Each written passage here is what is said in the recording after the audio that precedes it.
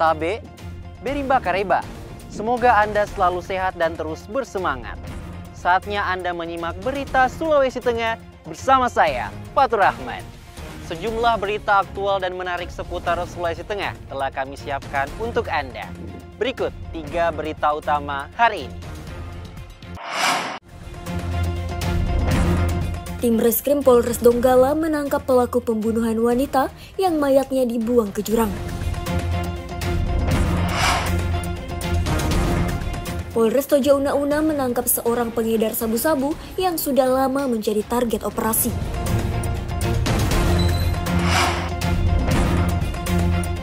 Upah minimum Provinsi Sulawesi Tengah mengalami kenaikan pada tahun 2025.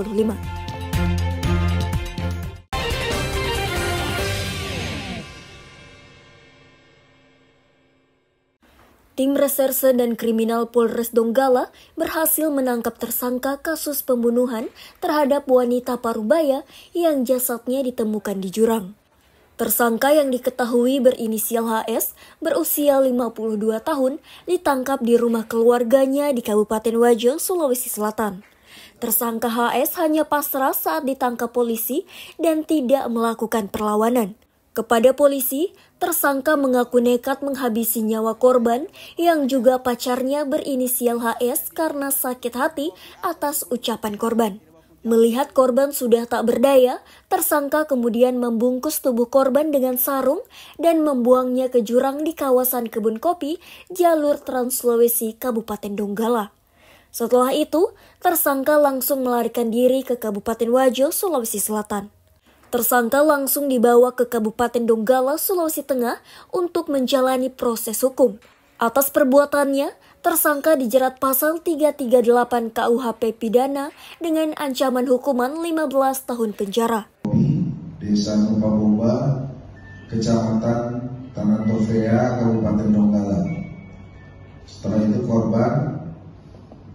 jenazah korban ditemukan oleh warga pada hari Minggu tanggal 1 Desember 2024 sekitar pukul 07.00 WITA di Desa Nupa, Kecamatan Tanah Tofea, Kabupaten Donggala.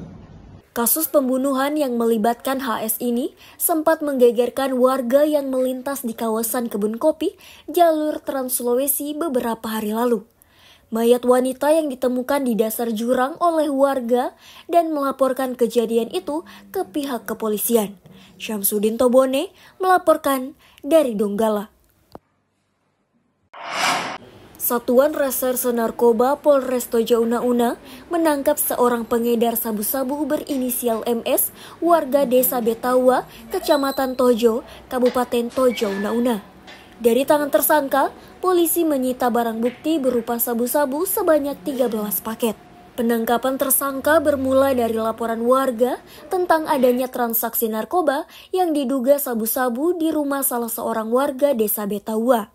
Dari laporan itu, tim Reserse Narkoba Polres Tojo Una-Una langsung melakukan penyelidikan dan berhasil memergoki tersangka yang membawa barang bukti sabu-sabu. Setelah dilakukan penggeledahan, polisi menemukan 13 paket sabu-sabu siap jual. Barang haram itu pun langsung disita beserta barang bukti lainnya seperti timbangan dan peralatan sabu-sabu lainnya. Kepada polisi, tersangka MS mengaku membeli barang haram itu dari seseorang dan akan dijual di wilayah Tojo Una-Una. MS kemudian dibawa menuju Mapolres Tojo Una-Una untuk ditahan dan menjalani proses hukum. Kemudian, tim Osnal Satres Narkoba melakukan penyelidikan di lokasi tersebut dan melakukan penangkapan dan penggeledahan terhadap terlapor yang berinisial MSN. Dari penggeledahan tersebut ditemukan 1 paket serbuk kristal yang diduga jenis sabu di lantai kamar. Kemudian ditemukan lagi 12 paket serbuk kristal yang diduga jenis sabu di dalam kantong jaket jeans warna biru. 1 buah timbangan digital, 2 buah pipet, 1 buah kaca pirek, 3 pak plastik klip kosong kecil, 5 buah plastik klip besar, uang sebesar Rp1.270.000,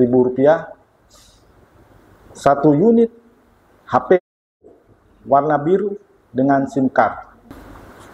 Untuk mempertanggungjawabkan perbuatannya, saat ini pelaku sudah ditetapkan tersangka dan ditahan di rutan Mapolres Tojo Una-Una.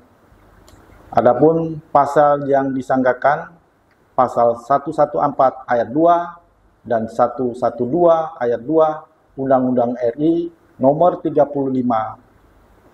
tahun 2009 tentang narkotika dengan ancaman 20 tahun penjara. Tersangka MS kini mendekam di sel tahanan Mapolres Tojo Una-Una. Atas perbuatannya, tersangka dijerat Undang-Undang Nomor 35 Tahun 2009 tentang narkotika dengan ancaman hukuman 20 tahun penjara. Syamsuddin Tobone melaporkan dari Tojo Una-Una. Pasca bencana gempa bumi di wilayah Kota Palu, Kabupaten Sigi dan Donggala, Sulawesi Tengah, kini masih menyisakan rusaknya sejumlah infrastruktur. Salah satunya jalan dan jembatan yang banyak mengalami rusak parah saat bencana 28 September 2018 lalu. Terkait dengan itu, Kementerian Pekerjaan Umum dan Perumahan Rakyat turun tangan dan meninjau kembali sejumlah jalan yang rusak parah, termasuk jalan di lokasi bekas likuifaksi di Desa Jonooge, Kecamatan Sigi Biromaru, Kabupaten Sigi. Di lokasi tersebut terdapat lahan seluas 250 hektar yang tak digunakan pasca gempa.